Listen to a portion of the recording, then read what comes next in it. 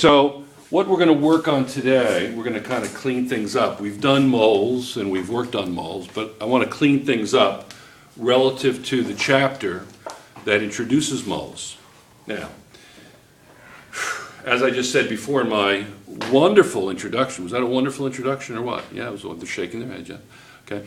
That we have the nomenclature, and then those are the words, and then we play with the words relative to moles and mass and volume and number of particles, etc. And then we get into making equations, the sentences, so to speak, and then the dynamics of chemistry begins when we start studying chemical reactions, and then we're going to get into physical conditions that those reactions occur in with gases and solutions and aqueous and those sorts of things. Okay, so let's begin. I feel like I need music. Is it a little too quiet in here? You guys are really quiet. I suppose my 11th grade, there were a bunch of like hungry bears, around midday. They kind of growl and talking. Yeah. Would you prefer a different chapter, I'm not sure. I'll let you know. This is a little weird. You guys are actually well behaved and paying attention. It's kind of weird. Okay, so the mole, the mass in grams of one particle is equivalent to the mass in grams of one mole of a particle is equivalent to the mass of one particle, equivalent, not equal to, the mass in atomic mass units. So it's going to be 23 atomic mass units or 23 grams, correct? And that's 6.02 times 10 to the 23rd particles. Yes? Easy? Okay. So 1 mole has that many particles. 2 moles would have 12.04 times 10 to the 23. Yes? 4 moles would have 24.08 times 10 to the 23, etc. Clear? Yes, you can put it in proper scientific notation, but that's not really the point. I don't care about that. Okay, I know some chemistry teachers around the world are going, oh, did he say that? Yes, I did. No, not that. No, I don't care if it's scientific notation or not, but you get the point, yes? 2 moles, 1 moles, 4 moles, etc. Okay, so that is going to be the mole, molar masses. So if I say to you, take out a periodic table, I think it's somewhere in chapter 6, would you agree? Maunus has the ever-present iPad. You've seen jazz, like a jazz guitarist. Maunus plays the iPad like Johnny B. Good, sitting under the tree. The engineer sees him sitting in the shade, strumming blah blah blah. I don't know the words. Yes. What do we got? Pick an element. Pick an element. Pick what? An element? Yeah, pick an element. It's like the Baskin Robbins. It's a hard choice. 115. What is it? Fluorine. Fluorine. Okay. Everybody, what in terms of use the mass number? What is the mass of 1 mole of fluorine? 19 what? Grams. Right? Excellent. 19 grams. Now, do this on your calculator. Are you ready? Are you ready? I'm going to give you a problem. I'm going to erase this. Do this on your calculator. Are you ready? What is the mass in grams of 1 atom of fluorine? 1 atom of fluorine. How would you do that? Well, let's see. Let's think. May I help you reason this? May I be your? What do you call it? What do you call it when something is a backup or? 3 times 10 to the negative 17. Maunus says it already. God bless the Danish. If it wasn't for the Danish, we would be rudderless. Excellent, excellent. So I'm going to be your auxiliary brain. Mountis doesn't need one. But anyway, so let's think about this for a second. Let's see if you're right, actually. It sounds good. So 1 mole of fluorine would be, MOL is for mole, right? Would be 19 grams. And I want to know the mass in grams of 1 atom of fluorine, okay? So I know, let's use proportional relationships. I don't like that factor label. I hate it. You know why I hate it? Because it doesn't tell you anything scientific. It doesn't give you the constant ratios that are important in solving these kinds of equations. Again, there's that chemistry teacher somewhere, I don't know, Kazakhstan, I hear them screaming, no, not that! Okay, so I know that that's going to equal, because I want to know the mass of 1 particle, right? So what would be the equivalent ratio, the equivalent constant ratio, of 1 mole over 19 grams relative to the number of particles? What would it be? Masa? Wouldn't it be, may I help you? May I be your auxiliary brain? Excellent. So it's going to be 1 mole has 6.02 times 10 to the 23rd particles, right? We're just going to say P for particles. Is that okay? Okay. And then we're going to say that's 19 grams. Now remember, this whole thing is fluorine, right? Right? Yes? Okay, so I think we have enough room here. So we're going to say 1 particle of fluorine, right? Is that okay? And how many grams? Yes? That was so important. You couldn't have put it in a piece of paper? The Greek wanted to throw away her gum, so she gets up and crosses the classroom. Ava, I won't tell you her last name because she might receive hate mail. And she gets up and walks across the classroom and throws gum in the garbage. Okay? How many people think that makes sense now that you think about it? 1 person is raising their hand, and I won't tell you who because it would jade you a little bit. Okay, so anyway, what's the answer to that? So it's going to be 19 times 1 divided by 6.02 times 10 to the 23rd. So it's going to be this times this. Now listen carefully. You ready? This times this divided by this. Now, I know Genevieve has her hand raised. Genevieve is actually a chemical engineer for Union Carbide who decided to come back to high school because she had a terrible chemistry teacher in high school. So she thought she heard of me, so she wanted to come into my class. So she always has her hands up. Yes, you have your doctor, right? Dr. Genevieve? Sure. Yes, yes, I understood. So what is your answer? What were you about to say? And I'll tell you if you're right. And how am I going to tell you? First of all, I'm not that bright.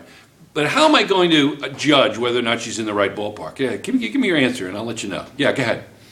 3.15 times 10 to the negative 23rd? I'm going to go out on a limb here, and that's in the right ballpark. She said negative 23, right? Well, look what happens. Look what happens. 19 times 1 divided by 6.0 times 10 to the 23rd, right? Isn't that what she said? And you know that 1 over a to the n equals a to the negative n. So you know that this is going to be 10 to the 23rd is going to be up there, so you're going to say negative 23rd. Now, the only problem with that I see is that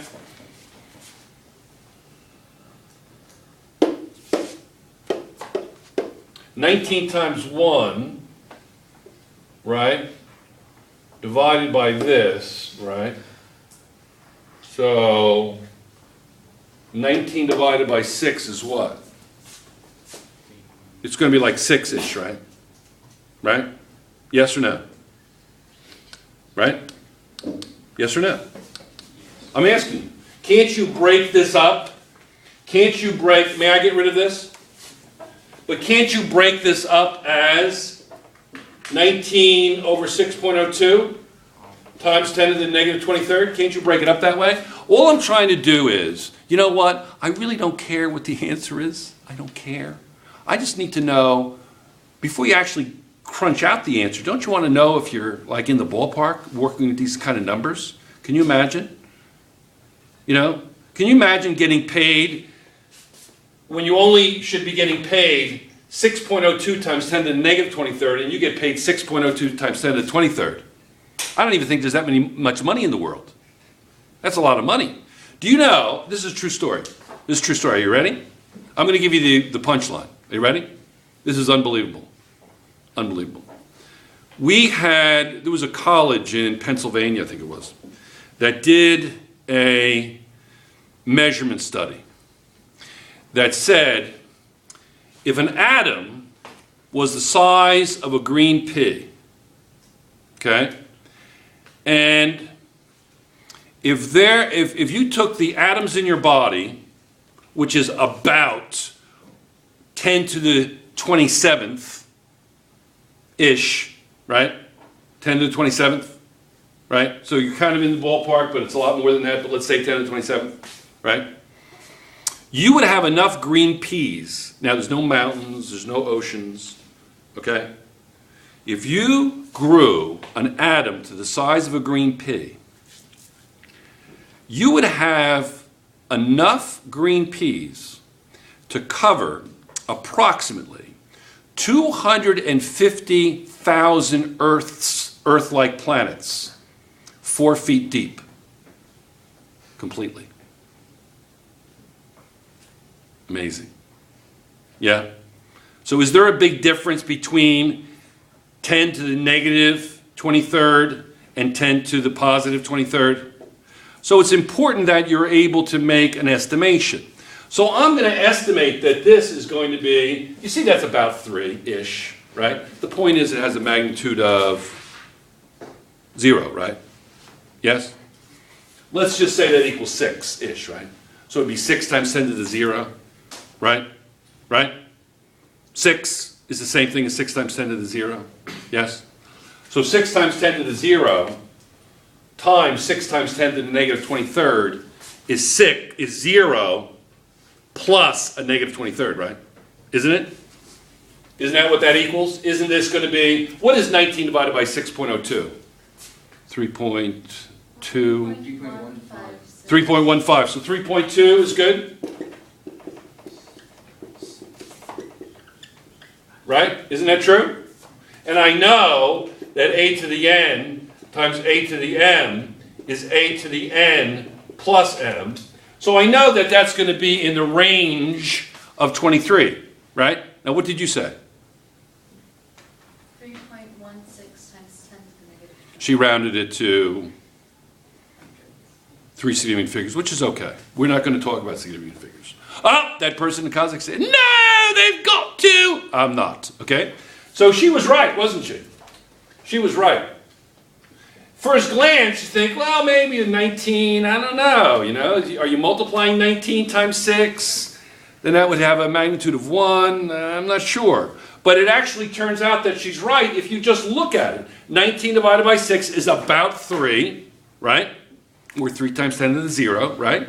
And then times 10 to the negative 23rd, and that's going to give you about something with a magnitude of negative 23.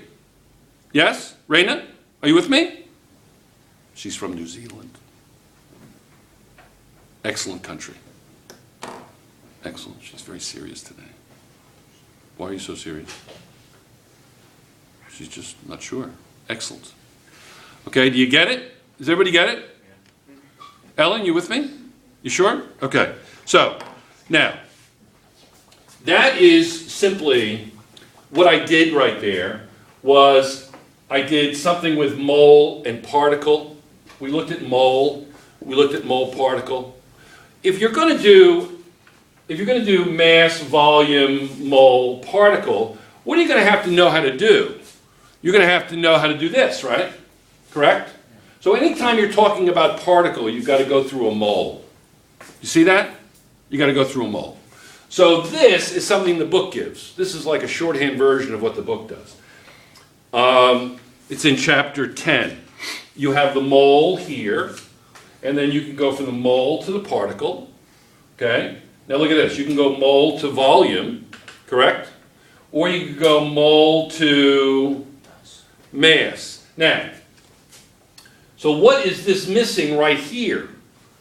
We're going to go mole mass and mole volume. But look at this. Can you go right from mass to volume? We're going to see that you can't. We're going to see that you can't, because I'm going to give you a rule. Okay?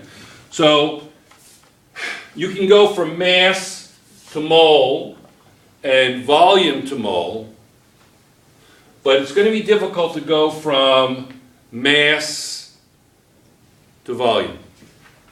Clear? Without going through the mole. That's why studying the mole is very important. Matter of fact, it's difficult, and people want to do this. It's difficult. Musab, you okay today? You sure? Okay. It's very, you don't feel well, do you? What? You feel well? Yes. You sure? Okay. So it's very important to understand the mole. It's difficult to compare the mass of sodium, 23, with the mass of chlorine, 35. Doesn't tell me anything. Doesn't tell me anything. I can compare any two particles in terms of the number of those particles, a mole. So mole is important. I can compare moles, but I can't compare masses directly. Okay, I'm not sure that's too clear, but I'll make that clearer. Okay, I'm going to erase everything in red here. Okay, let's talk about the volume mole situation. Okay, now this is very important. When I talk about the volume mole situation, I'm talking about where's carbon on the periodic table? Where's carbon? What's the atomic number of carbon? 6, right? Now look at everything kind of to the right of carbon going down diagonally in your periodic table there in blue. Okay? Now, what is and those colors are based on room temperature. Okay? At room temperature. What is the state of those gases at room temperature? Or STP, standard. Well, I'll explain what STP and NTP are in a second. What are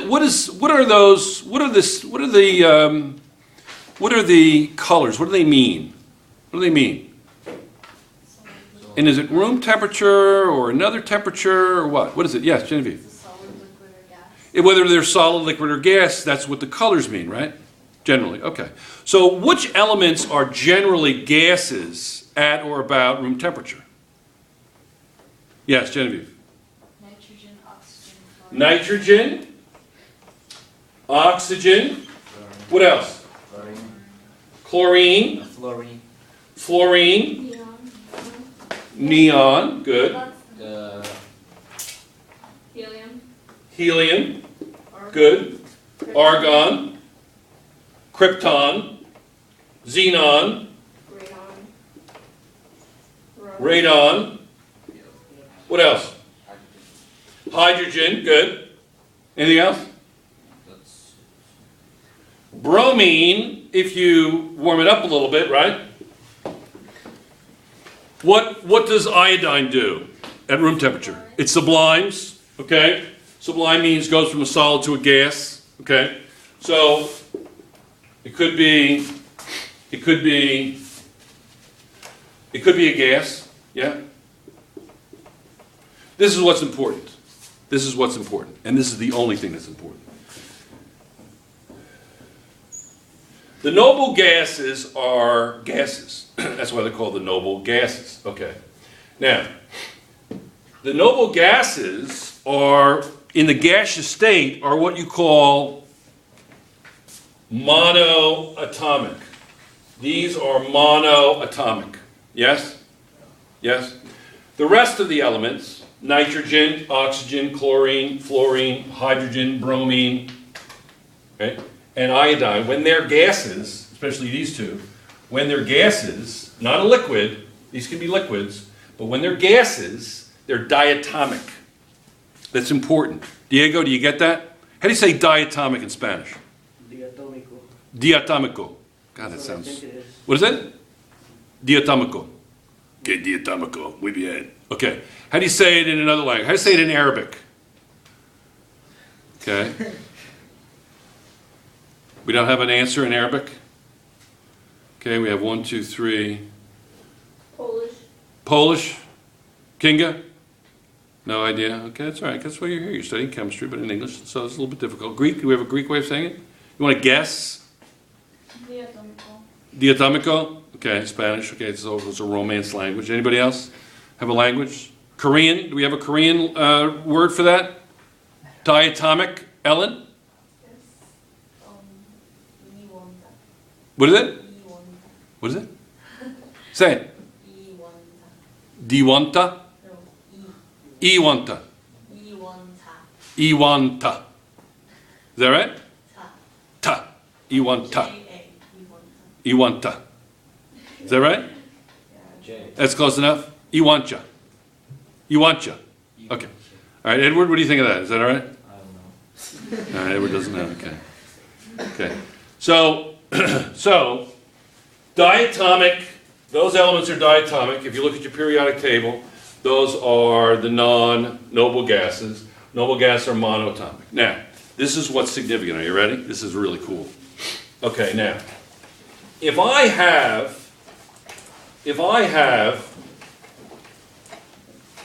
water at 0 degrees, liquid water at 0 degrees, as opposed to 4 degrees, as opposed to 20 degrees. The density of that water will change, okay? Water is densest at 4 degrees Celsius, okay? Next year, if you take physics, they're going to tell you why that might be true in thermodynamics. What that does to the freezing of lakes. So I can change the density of a liquid by changing the temperature, correct? No. Same is true for gases. I can make them more dense if I cool them, etc. Pressure changes, all that stuff changes, right? Now, if I have water at room temperature, and I have alcohol at room temperature, and I heat them both the exact same amount, the water will expand differently than the alcohol. The density of the water is different from the alcohol. Density of alcohol is about ethanol, isopropanol, about 0.8, where water's 1 gram per milliliter. So if I take a liquid, if I take two different liquids, they respond differently to heat, for instance. Their densities will change. They'll be different. The density of water is not the same as the density of alcohol. Right? Now, if I take gases within a certain range, see, it's difficult to do this without doing gas laws, but the book wants to do it, so okay. So all I'm going to tell you is this. That if I have two gases, you're blind, you're completely blind, right? And I have two gases. I have 1 mole of each gas at oxygen and chlorine. 1 mole, oxygen and chlorine. Yes? Different gas, right? What's the mass of chlorine? What's the mass number? Chlorine. 35? And oxygen is 16, right? Okay. If I have 1 mole of both gases, is the volume going to be different? Wouldn't it make sense to you intuitively that the volume would be different of both of those gases if they're both in the same conditions? They're both in the room here. 1 mole. Yeah, it makes sense, right? It's not true. They both have the same volume. They have different densities. If I take a balloon, same volume of hydrogen, and I let it go, and it goes up. If I take that much xenon, drops like a stone. Weird, huh? Drops like a stone. Yes? Amazing, isn't it? Yeah. So the volumes of gases, and that's what we're studying now, right? Volumes. The volumes of gases. This has nothing to do with solids or liquids, but the volumes of gases. The volumes of those gases that I had here. The noble gases. Oxygen is O2. Nitrogen, N2, etc. The volumes of those gases, if they're all at the same temperature, they all have the same volume. Weird, isn't it? Now, I have two conditions. I had erased it. We have STP, and I like to call it NTP. STP, when I think of being young, STP was an oil treatment or something. You put it in your car, STP, it helped your engine. You know. But STP means standard temperature and pressure. Standard temperature and pressure is 1 atmosphere. 1 atmosphere. Now let me tell you a little bit about an atmosphere, okay? I'm going to give you a little physics. The guys, their faces are starting to glaze over here. I'm trying to get through this, okay? Because you can go back and read this, but try to hang in there, okay? All right? If you take, can I erase this just for a minute? I just got to tell you this. This is amazing, all right? If you take a cubic meter of water, a cubic meter, so it's this high, my waist, right? This wide, right? This wide, right? This, right? This deep, right? Yes?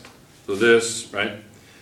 That has a mass of 1 metric ton. I'm sorry, a weight. Well, whatever. It's 1 metric ton. Has a weight of 1 metric ton. Okay? Let me explain. It's going to be really heavy. It'll be 1,000 kilograms, right? Or 1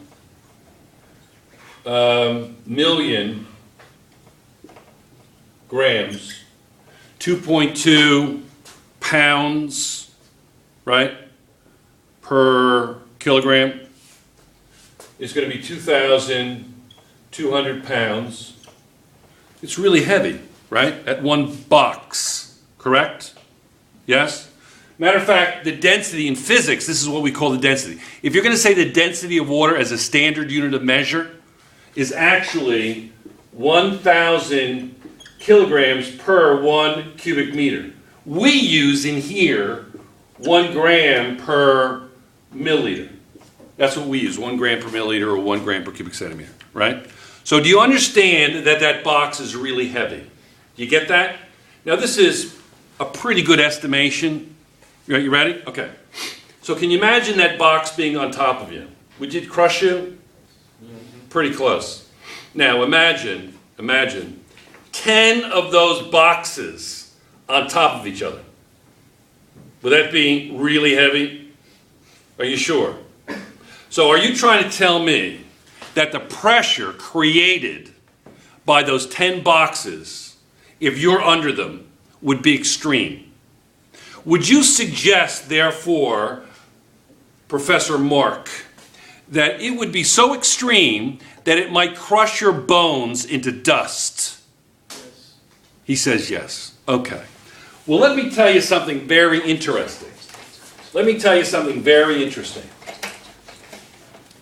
One cubic meter of atmosphere, otherwise known as 1 atmosphere of pressure, yeah, has a mass, has a weight of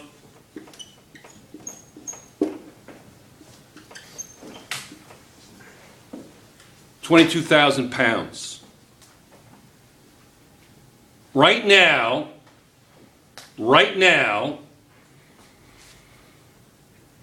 you have that much weight on you. Well, nah, right? But yet, you don't feel it because that's the way you're made. So when I say 1 atmosphere, it just means to you 1 ATM, right? But it's really powerful. Do you agree? If they took that atmosphere away from you and kept the temperature the same, pop. Yeah. You're just like a bag of blood and bones, man. You would just erupt into this giant cloud of vapor. I don't know if that's true, but whatever. I have no idea, but you get the point. I'm trying to be dramatic. Kinga, you look like you're waking up from severe surgery. You look like the anesthesia hasn't worn off yet. Are you okay? Okay. God bless Poland and all its provinces. Okay? Wonderful. Okay, so, do you understand that? Yes or no? I'm almost done. Yes, Diego. Are you suggesting that if a person was out into the vacuum of space without a suit, that person would explode? Well, in a vacuum of space, it's really cold, so you'd probably freeze like a popsicle quickly. Not really, because there's nothing to transfer the heat to. It would be dispersed into space. I researched that yesterday. No, it'll take some time. Yeah, but what's going to happen to you if you open your spacesuit? You could survive in the vacuum of space for like 30 seconds. 30 seconds. Okay. No, you probably won't. No, unconscious in 30 seconds and you would die in like a minute. Well, yeah, you would die in like 4 minutes. Like if I dropped dead right now, I'd stop breathing in 30 seconds. I'd be dead in 4. But why don't you research that? What happened to you in space? What would happen to you if you took the atmosphere away? You know, what would happen to a balloon if you took all the pressure away? What would happen to it? If you have that balloon and you took the atmosphere away, what would happen? Yeah, it would explode. If you take a marshmallow, a little tiny marshmallow, and you put it in a bell jar, and you take the atmosphere away. What's a bell jar? Just a jar. Just a jar, an upside down vessel where you can evacuate. It's on a plate. We don't have one yet, but and then you take the atmosphere away, and the marshmallow just expands like this. Yeah, it's amazing. Then you put the atmosphere back, and it shrinks like a raisin. It's amazing. So why don't you research what would exactly happen to you if you take that? Not right yet. Let me finish this because I want to get through this, but we will talk about that in a moment. Okay, so this is the story. Are you ready? Are you ready? This is the great ending of this, okay? 1 mole of any gas, and we're just working at STP. This is normal temperature and pressure, room temperature, whatever. So NTP. And we're going to talk about the difference between NTP and STP when we actually do gas laws. But what we're talking about right now is STP. So it's going to be 0 degrees Celsius, 273 Kelvin, and 1 atmosphere. And 1 mole of any gas is 22.4 liters. 22.4 liters. That is going to be the volume of 1 mole of any gas. Okay? The volume of 1 mole of any gas is 22.4 liters. Is that okay? You all right with that? What would be the volume of 2 moles of any gas? What is it? 44.8.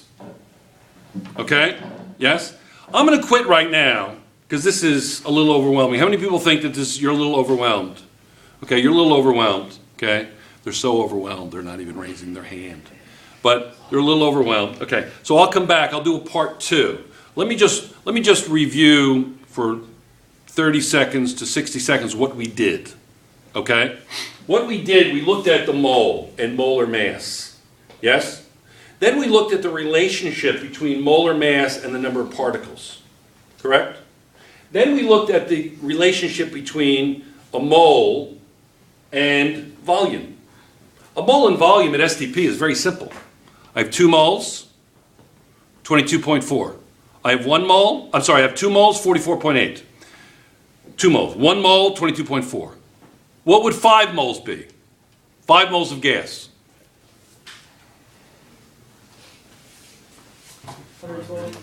What would it be? 5 moles of gas at STP would be how many liters? 112. 112 liters. Okay. So what's the ratio that you're going back? And remember, I like proportional relationships. So what's the relationship that we're using? What's the math that we're using? What's the mass? What's the math? Isn't it going to be 1 mole over what? 22.4 liters? Isn't that the relationship? And then we say 5 moles is X volume. Or I give you a volume and you tell me how many moles it is. Easy? Okay, you all right with that? Now we have plenty of problems to work on, and we'll do some more on the board. Now the next thing we're going to do is we're going to talk about we did, oh, by the way, we did mole and mass, right? We did this, right? Right? We started with it. We did mole and particle, but we did mole and mass. In other words, what's the mass of 1 mole of fluorine? What's the mass of 1 mole of fluorine? 19 grams. 19 grams. So we did that. So now what we're going to do is we're going to say, well, I want to start here. I want to go from mass to volume to moles to particles, understanding that. What's the problem here? What's the problem? Can I go right from mass to volume?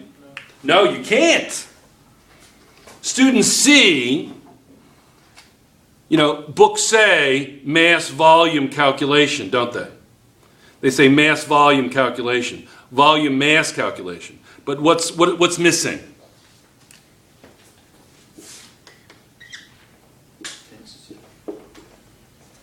You can do volume mole mass, mass mole volume, but you can't go directly from volume to mass, can you? No. Look at on page, what's that say? 323. According to the diagram, you have to go through moles. You understand that? And that's the important part of this diagram. This diagram shows that mole is the central character in the drama. Yes? Mole relationships, part 1. Okay.